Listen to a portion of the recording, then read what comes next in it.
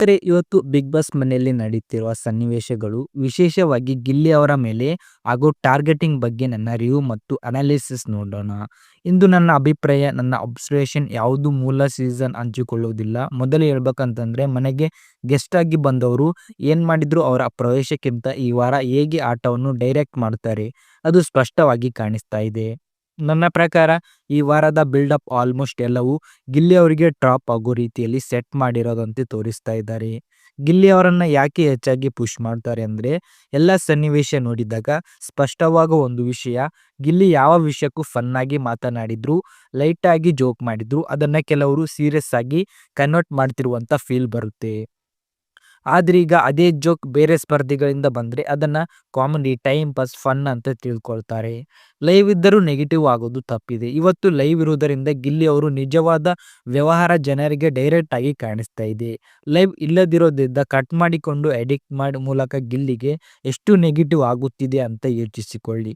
ಅದೇ ಕಾರಣಕ್ಕೆ ಈಗ ಕ್ಲಿಪ್ಗಳು ಹೊರಗೆ ಬರುತ್ತಿದ್ದಂತೆ ಯಾವ ವಿಷಯದಲ್ಲಿ ಯಾರು ತಪ್ಪಿದ್ದಾರೆ ಅನ್ನೋದು ಸ್ಪಷ್ಟವಾಗಿ ಕಾಣಿಸ್ತಾ ಇದೆ.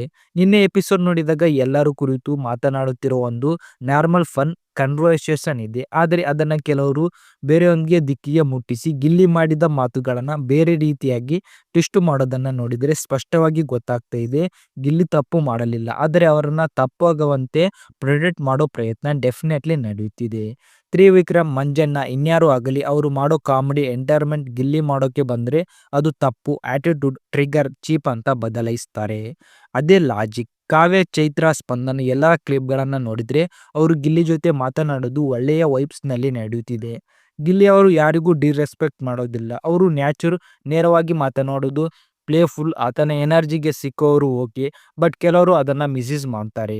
ಗಿಲ್ಲಿ ಮಾತನಾಡಿದ್ರೆ ಟ್ರಿಗರ್ ಆಗಿದ್ವಿ, ಅವರು ಕ್ವಶನ್ ಮಾತಾಡಿದ್ರೆ ಆಟಿಟ್ಯೂಡ್, ಅವರ ಒಪಿನಿಯನ್ ಹೇಳಿದ್ರೆ ನೆಗೆಟಿವ್. ಆದರೆ ಬೇರೆ ಜನ ಓಪನ್ ಆಗಿ ಕಾಮೆಂಟ್ ಮಾಡಿದ್ರು, ಪರ್ಸನಲ್ ಆಗಿ ಮೋಕ್ ಮಾಡಿದ್ರು, ಅದನ್ನ ಸಣ್ಣ ಜೋಕ್, ಚುಟುಕ್ ಎಂಟರ್ಟೈನ್ಮೆಂಟ್ ಅಂತ ತಳ್ಳಿ ಬಿಡ್ತಾರೆ. ಕೆಲವು ಕ್ಲಿಪ್ಗಳನ್ನ ಎಪಿಸೋಡ್ ನಲ್ಲಿ ಕಟ್ ಮಾಡ್ತಾರೆ. ಅದರ ಪರಿಣಾಮ ಗಿಲ್ಲಿ ಅವರ ಮಾತು ಮಾತ್ರ ಹೈಲೈಟ್ ಆಗುತ್ತದೆ. ಬೇರೆಯವರು ಮಾಡಿದ ಪ್ರೋವಿಕ್ ಇನ್ಸ್ಟಿಗೇಟ್ ಆಯ್ತು ಕಾಣಿಸೋದಿಲ್ಲ. ಆದ್ದರಿಂದ ಜನರು ಗಿಲ್ಲಿಯ ತಪ್ಪು ಎನಿಸುವಂತೆ ಮಾಡ್ತಾರೆ.